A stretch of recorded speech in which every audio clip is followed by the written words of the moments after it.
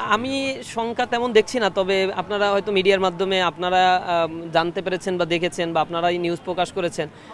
একটা বড় ছাত্র সংগঠন যাদের কাছ থেকে জাতি অনেক কিছু প্রত্যাশা করে, সে ছাত্র সংগঠনের সেক্রেটারি গতদিন জাহাঙ্গীরনগর বিশ্ববিদ্যালয়ে গিয়ে তিনি বলেছেন যে কিসের জাকসু, একটা স্ল্যাং ইউজ করছেন এবং বলছেন এটা হবে না। তার মানে জাকসু বা ডাকসু ইলেকশন পেছানোর ক্ষেত্রে তাদের ইন্টেনশনটা কেমন, এটা আসলে প্রকাশ্যে তারা না বললেও তাদের কর্মকাণ্ডের মাধ্যমে এবং এই কথোপকথনের মাধ্যমে বোঝা যাচ্ছে।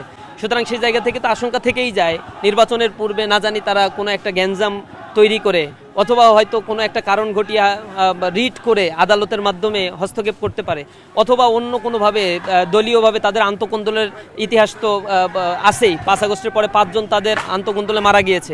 এভাবে আভ্যন্তরীণভাবে নিজেরা কোন্দল তৈরি করে এই নির্বাচনকে হয়তো প্রশ্নবিদ্ধ করার একটা প্রয়াস তারা পেতে পারে। সেই ক্ষেত্রে প্রশাসনকে আমরা চেষ্টা করব সর্বোচ্চ নিউট্রাল অবস্থায় থেকে যেন তারা কাজ করে, এই ব্যাপারে আমাদের আহ্বান থাকবে। ডাকসু ইলেকশন যেটা হচ্ছে, এই ইলেকশনটা হচ্ছে জুলাই আন্দোলনের একটা আউটপুট বলা চলে।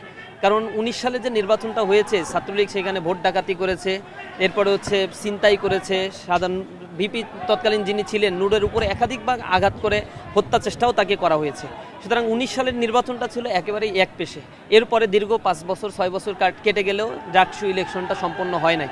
তো ডাকসু ইলেকশন স্বাধীনতার পরেই মাত্র 7 থেকে 8 বার হয়েছে, যেটা স্বাধীনতার আগে হয়েছিল 50 বছরে 30 বার, স্বাধীনতার পরে 54 বছরে হয়েছে মাত্র 8 বার।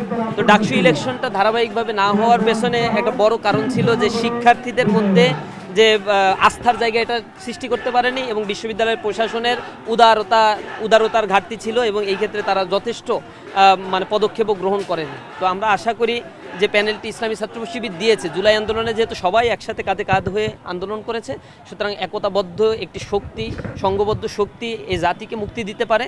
আমরা চেষ্টা করেছি এই সংঘবদ্ধতাকে ধরে রেখে ছাত্রদের আস্থা নিয়ে জুলাইয়ের এই প্যানেলটি বা জুলাই পরবর্তী যে নতুন বাংলাদেশ গঠনের যে সুযোগ, ক্যাম্পাস গঠনের যে সুযোগ আমরা পেয়েছি, সেই সুযোগটাকে যেন আমরা একটি অন্তর্ভুক্তিমূলক একটা সুযোগ হিসেবে কাজে লাগাতে পারি। এক্ষেত্রে আমরা সকলকেই আহ্বান জানিয়েছি, সকল ছাত্র সংগঠন সেখানে আমাদের ছাত্রদের কাছে আমরা আহ্বান জানিয়েছি।